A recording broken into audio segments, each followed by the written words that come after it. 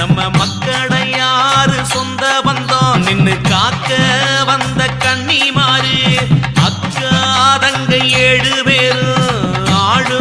கோட்டை எடைய கோட்டை நம்ம மக்களை யாரு சொந்த பந்தம் நின்னு காக்க வந்த கன்னிமாரு நாடி கோட்டை கிணத்து